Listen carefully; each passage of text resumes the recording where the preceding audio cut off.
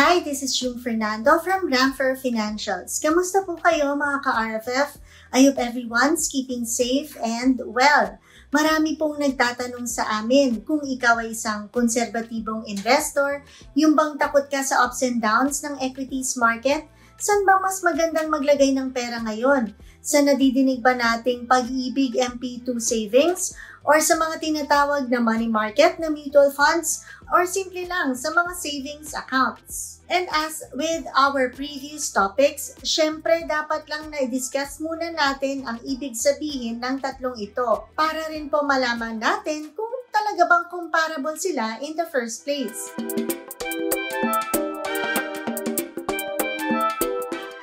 So, by definition, ang Pag-ibig MP2 or modified Pag-ibig 2 ay isang voluntary savings program offered by Pag-ibig Fund dito sa Pilipinas. It is designed for Pag-ibig Fund members who wish to save more and earn higher dividends than the regular Pag-ibig Savings program. Ang MP2 savings ay separate from what we are familiar with na Pag-ibig Savings. On the other hand, a money market fund is a type of mutual fund that invests in short-term and high-quality securities. Kabilang po dito ang mga tinatawag nating treasury bills, commercial papers, and certificates of deposits na may maturity na mga 1 year or less. Ginagamit ito bilang safe haven during volatile market conditions because they provide a stable place to park your cash. And syempre, alam na natin, ang savings accounts naman ay isang uri ng deposit account being offered to us by the banks that allow individuals to store money securely while earning minimal interest on the balance. At ngayon po na na-define na natin ang tatlong ito, malalaman natin na hindi pala talaga sila comparable na tatlo.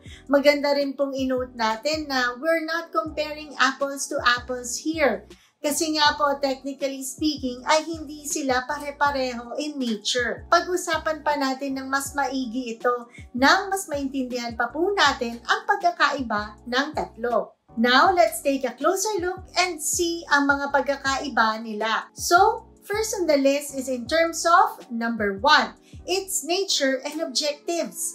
Pag-ibig MP2 is a government-backed savings program offered in the Philippines. It is aimed at providing members with higher returns compared to traditional savings.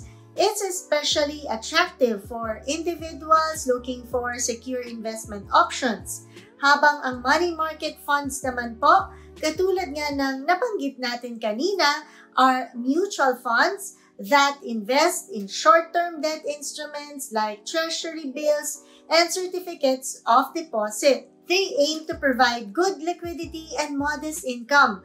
While for savings accounts naman po, ini-invest ng mga bangko ang pera natin dito primarily in low-risk, liquid assets to ensure that they meet the withdrawal demands and comply with regulatory requirements. Malaki pong portion ng pera dito ay pinapahiram ng mga bangko in the form of personal loans and banks earn interest from these. And so the next one is number 2, which is sa aspeto naman ng risk level. Ang Pag-ibig MP2 ay kilala sa low risk profile nito, being government guaranteed, which ensures that the principal amount is protected regardless of economic conditions. On the other hand, ang mga money market funds naman ay mayroon din pong low risk, ngunit masasabing may mas kaunting level pa po ng exposure ito sa interest rate fluctuations and credit risk within the instruments that they purchase. Habang ang savings accounts naman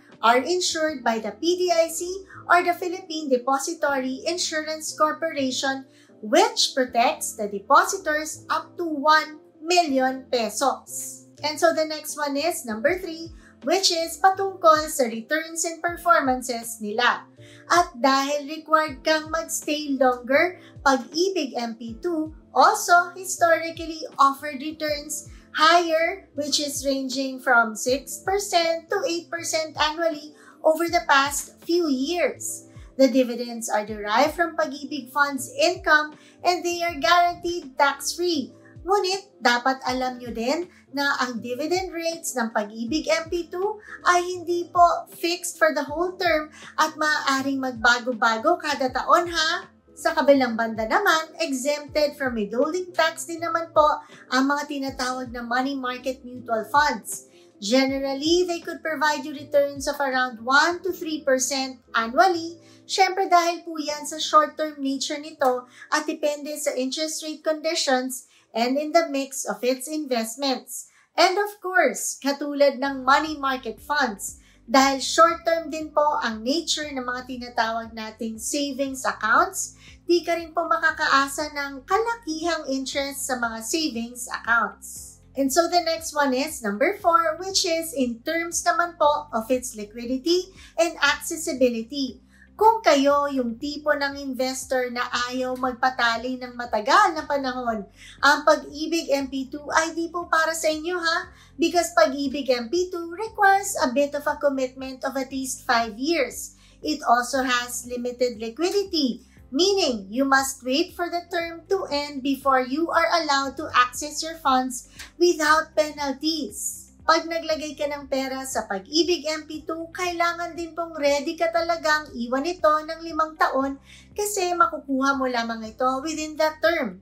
Otherwise, dapat willing ka ding ma-penalize in the form of not being able to receive full dividends or much lower earnings. Take note na ang pinapayagan lamang ng Pag-ibig for pre-termination without penalties ay ang mga kondisyon katulad ng total disability or insanity, separation from service due to health reasons, death of the member or any of his or her immediate family members, retirement, which is usually 55 years old and above, and critical illness of the member or any of his or her family members.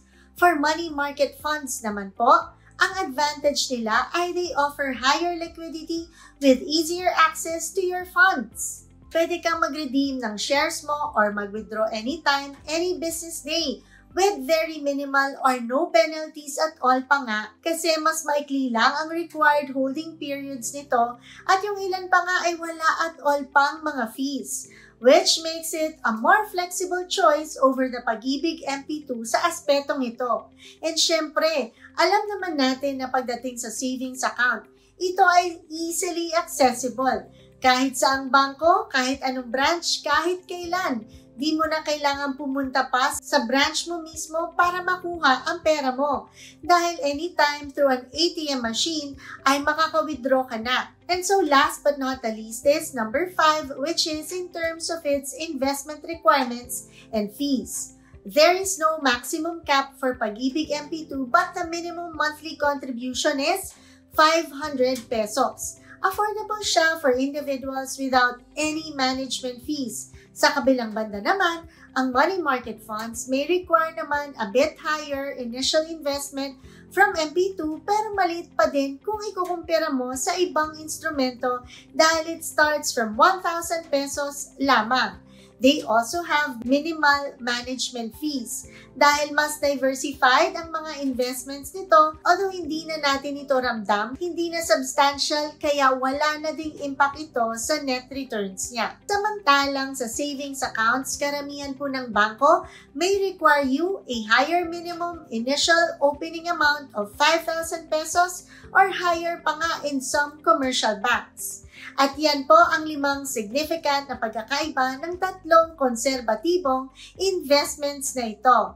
All told, the choice between Pag-ibig MP2, money market funds, and savings accounts often boils down to personal financial goals, your risk tolerance, liquidity requirements, and the investment conditions. Maganda pong i-assess mabuti kung para saan ba talaga ang nilalaan nating pera sa mga instrumentong ito bago tayo maglagay dito. It always pays to consult with a licensed financial advisor who can explain and align your investment decisions with your personal objectives, risk appetite, and market conditions. In the end po, magandang tandaan that diversification is still key to successful investing. So there you have it. Sana po ay may natutunan kayong muli sa simpleng video na ito. If you have friends or relatives who who might be interested in these kinds of contents, we hope you can share this video with them.